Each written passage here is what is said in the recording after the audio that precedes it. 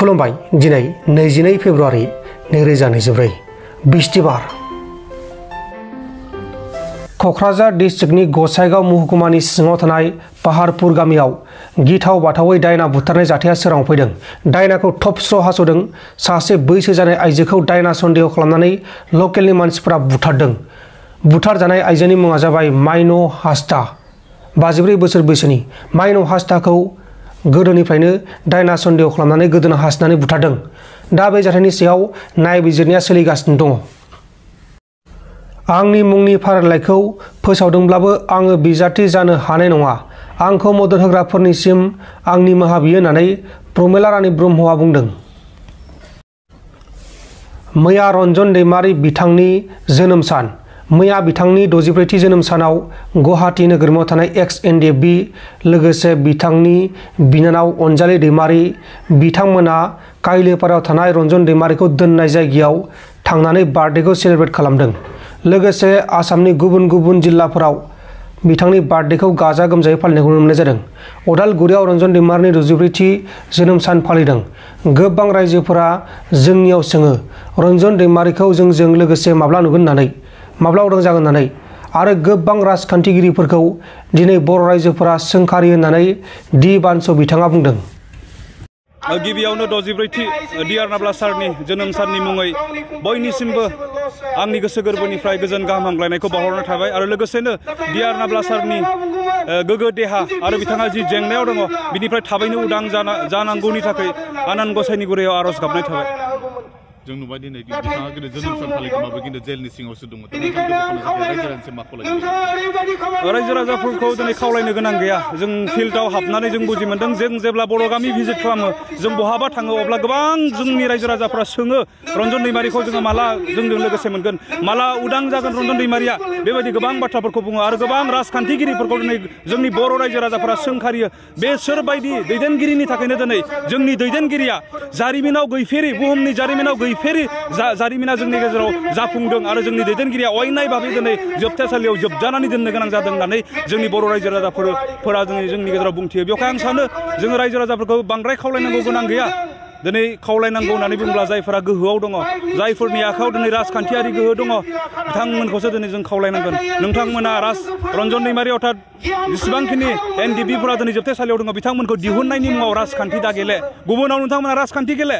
जायफोरा दिनै राजखान्थियाव दङ बिथांमोनखौसो जों खावलायगोन। नोंथांमोना जोंनि जि सुख'हायै मोनसे जेंना जानानै दङ, बर' रायजो राजाफोरा बयबो हास्थायनाय मोनसे जि लुबैनाय जि मोनसे सिमां दिनै जोबथे जानानै दङ, बेखौ नोंथांमोना उदां खालामनायाव सानहर खामानि मावनांगौ होननानै दिनै जोङो बर' रायजो राजाफोरखौ खावलाया, नाथाय राजखान्थिगिरिफोरखौ जोङो खावलायनो हास्थायो। राजखान्थि हिसाबै थारमाने बिथां षड्यन्त्रनि थाखायनो दिनै बिथाङा जेलाव थादों होननानै नोंथाङा सानो नामा? दिनै सिदा बाथ्रा जोङो गोरोबथा माखौ बुङो? थ' हमनानै ला नोंदों आंदों नांलायबाय, जोंनि गेजेराव गोरोबनाय फैनांगौबा आं नोंथांखौ क्षमा होनांगोन, नोंबो आंखौ क्षमा होनांगोन, अब्लासो जोङो गोरोबलायनो हागोन।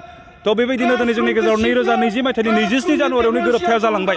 थ' भारत हादर आरो एनडिएफबि अर्थात बर' हारिनि गेजेराव जि मोनसे गोरोबलायि जोंनि गेजेराव जि मोनसे एनायनि जादोंमोन, जि मोनसे दावहा जादोंमोन, बे दावहाया दिनै गोरोबनायाव फैबाय। नाथाय बियो 100% गोरोबथायाव दिनै ओंथि गोनां हिसाबै बेरखाङाखै। मानो होनना बुङोब्ला दिनै भारत सरकारा दिनैसिमबो बिथांखौ क्षमा होनो हायाखै। क्षमा होनायबा बिथांखौ उदां खालामगौमोन, बा जोंनि दैदेनगिरि जोंनि लोगोफोर जायफोरा दिनैसिमबो जोबथेसालियाव दङ बिथांमोनखौ दिनै क्षमा होआखै। स' गोरोबथाया दिनै इनकमप्लिट बा मिनिंलेस दिनै जानानै दङ। स' गोरोबनांगौब्ला जोङो क्षमा होज्लायनांगोन। भारत सरकारा जोंनि सायाव, बर' हारिनि सायाव बा एनडिएफबिनि सायाव जि गोरोन्थि मावदोंमोन बेखौ एनडिएफबिया मालाबानो क्षमा होबाय। जोङो डिसबेन्ड खालामबाय, जोंनि गथै सिस्टेमखौ जोङो सिफायजोब्बाय, जों गावबा न'आव थांबाय, जों क्षमा होबाय। नाथाय सोरखारा दिनै क्षमा होआखै। थ' दिनै सोरखारखौ सोर सालायो? जायफोरा राजखान्थिगिरि, जायफोरा गोहोआव दङ, दिनै बिथांमोनानो सोरखारखौ सालायबा हादोरखौ दैदेनो। दिनै बिथांमोननिफ्राय जों क्षमा मोननांगौमोन, मोनाखै। बेवहाय जों सिदायै बुंनो हायो जे जोंनि जि गोरोबथानि उनावबो, जाय गोरोबथाखौ सान्तिनि गोरोबथा होननानै बुंदों, बे गोरोबथानि उनावबो दिनै जोङो रंजानो हायाखै, सान्तिखौ मोनाखै। स' बेजों जों सिदा बुंनो हायो बिथांमोना दिनै जोबथेसालियाव थानायाव राजखान्थिगिरिफोरनिनो आखाइ दङ होननानै जोङो सिदायै बुंनो हायो।